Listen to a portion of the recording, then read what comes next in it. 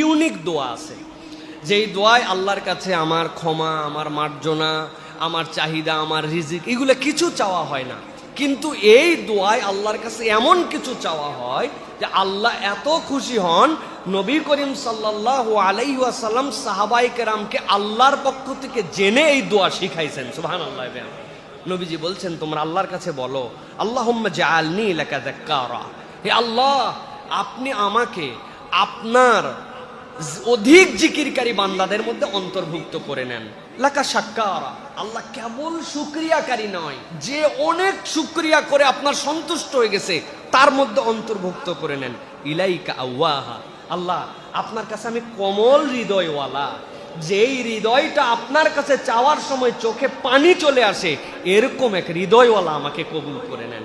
ইলাইকা মুনিবা লাকা মুখবিতা ইলাইকা আওয়াহা মুনিবা, আল্লাহ আপনি আপনার কাছে ফেরার মতো ফেরা, আল্লাহ আপনার কাছে কান্নাকাটি হৃদয়ওয়ালা, আপনার কাছে এমন দিল নিয়ে ফেরা যেই দিলটা আপনার কাছে বিনয়ী হয়ে যায়, এরকম একটা দিলওয়ালা বান্দা হিসাবে কবুল করে নেন। সুবহানাল্লাহ বলেন। তাহলে আমার কাছে গত সপ্তাহে জিজ্ঞাসা করেছিলেন, উত্তর দিয়েছি যে চোখে পানি আসে না।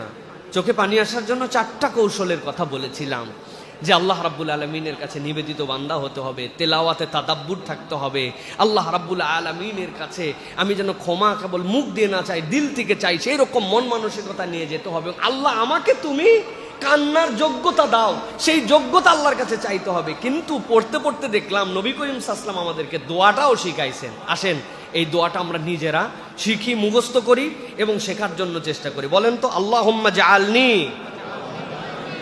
লাকা যাক্কারা লাকা শাক্কারা ইলাইকা আওয়াহা ইলাইকা মুনিবা লাকা মুখবিতা ইলাইকা আওয়াহাম মুনিবা।